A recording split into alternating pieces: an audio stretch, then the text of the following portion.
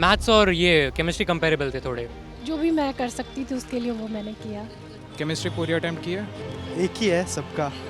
Last तक बनाते ही रह गया। Hello and welcome. JEE main 2026 session 1 22 January shift 1 का एग्जाम अब कंप्लीट हो चुका है और इस वक्त हम खड़े हैं एक एग्जाम सेंटर के बाहर जहां से कुछ ही देर में बच्चे बाहर आने वाले हैं। तो आइए चलिए उनसे जानते हैं उनके रियल एग्जाम फीडबैक्स। यस, कैसा गया एग्जाम आपका? बढ़िया हुआ। मेरा अच्छा हुआ, थोड़ा ठीक था। एग्ज़ाम अच्छा गया।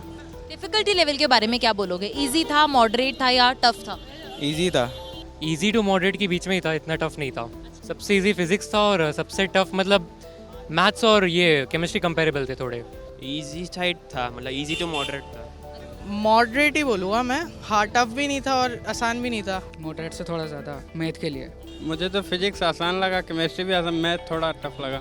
मॉडरेट से थोड़ा ऊपर बोल सकते हैं, ज़्यादा तो नहीं। फिजिक्स मुझे थोड़ा कंपैरेटिवली जैसा रहता है ट्रेंड, उससे अच्छा लगा। केमिस्ट्री में जो इंटीजर्स थे, पीसी के इंटीजर्स, उसमें इलेक्ट्रो के क्वेश्चंस ज़्यादा थे आई गेस, और जो सिंगल करेक्ट्स थे उसमें पी ब्लॉक के तो कुछ 3-4 क्वेश्चन थे, ऐसे जनरली आते नहीं है। डिफ़िकल्टी मॉडरेट था, लाइक मतलब केमिस्ट्री में इस बार लगा थोड़ा लेंदी होगा। अच्छा, कितने क्वेश्चंस आपने अटेम्प्ट किए? मैंने किए 50 के अराउंड। मैंने किया 58। मैंने लगभग 39 क्वेश्चन किए थे। क्वेश्चन मैंने 52 के आसपास अटेम्प्ट किया था। कैन नॉट से आई हैव नॉट काउंटेड, पर बहुत लाइक मतलब लास्ट तक बनाते ही रह गया।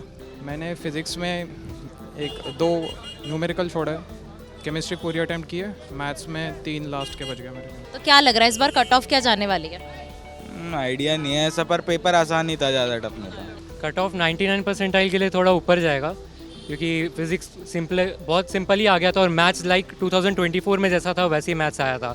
डुअल थे बट लेंदी थोड़े थे ज़्यादा मैथ्स के, तो कट ऑफ 99 परसेंटाइल के लिए मुझे लगता है 190 से 200 तक जाना चाहिए। थोड़ा था, मतलब मैथ्स तो लेंदी था ही, तो टाइम तो बहुत मैथ्स में सबसे ज़्यादा टाइम गया है। केमिस्ट्री बहुत आसानी से हो गया था टाइम में, और फिज़िक्स में जो नॉर्मल टाइम लगता है वही था, लेकिन मैथ्स में सबसे ज़्यादा टाइम लगा है। एग्ज़ाम की मतलब मैथ्स में आसान क्वेश्चन देख के जल्दी से मैथ को एग्जिट कर दिया, और फिर बाद में फिजिक्स और केमिस्ट्री में मतलब जो लग रहा है ये न्यूमेरिकल हार्ड जाएगा उसको छोड़ दिया मैंने, और जो आसान था उसको करता गया। Ma'am I think lengthy and moderate ma'am chemistry जो था वो ज़्यादा लेंदी था और कैलकुलेटिव ज़्यादा था, टाइम कंज्यूमिंग था मैम। कट ऑफ शायद 93-94 जा सकती है। अब इतना अंदाज़ा नहीं है। अब क्या बोल सकते हैं। Can't say ma'am. अच्छा, टाइम मैनेजमेंट कैसा था? बहुत अंडर प्रेशर था या इजीली हो गया? और तो प्रेशर तो रहता ही है, लेकिन जब भी ठीक ठाक था। मैथ में टाइम ज़्यादा लगा। अच्छा, ड्रीम कॉलेज कौन सा है? ड्रीम तो IIT बॉम्बे होता है सब। वैसे तो दिल्ली। IIT दिल्ली। एक ही है सबका। It is IIT Bombay no. कहाँ से हैं आप? एमपी जबलपुर से मैम। मैं झारखंड से। तो मैम इस पूरी जर्नी में, क्योंकि अप्स एंड डाउन से भरी हुई होती है, जेईई मेन बहुत बड़ा एग्जाम है, तो एज अ मदर आपने उन्हें कैसे सपोर्ट किया? मैंने उससे हमेशा मोटिवेट रखा कि अपनी तरफ से तुम अपना 100% दो और बाकी जो होगा वो देख लेंगे। अभी वो एक्चुअली साल 12th में है, फर्स्ट टाइम दे रहा है। एक और ऑप्शन है कि अगर अभी नहीं होता तो फिर एक साल और अपन कोशिश करेंगे। मैंने उसके खाने पीने का बहुत अच्छे से ध्यान रखा, टाइम पे उसको गाइड करती रही, उसको बोला कि जाके तुम अपने टीचर से मिलो जहाँ भी प्रॉब्लम आ रही है, डाउट सेशन लो। इस तरह करके जो भी मैं कर सकती थी उसके लिए वो मैंने किया।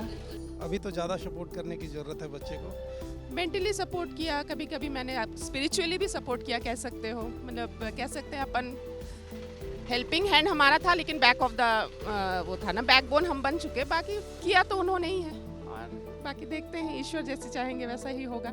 ठीक है, अच्छे से देना और मतलब ठंडे दिमाग से देना, बढ़िया से जो क्वेश्चन करना, जो आ रहा है वो पहले करना, फिर पूरा चेक करना अच्छे से। कोटा के एजुकेशन सिस्टम इसे बोला जाता है, हब बोला जाता है, तो कोटा के माहौल के बारे में आप क्या बोलना चाहोगे? मैं बाहर से हूँ और अलोन मदर हूँ फ़िलहाल यहाँ पे रहते हुए।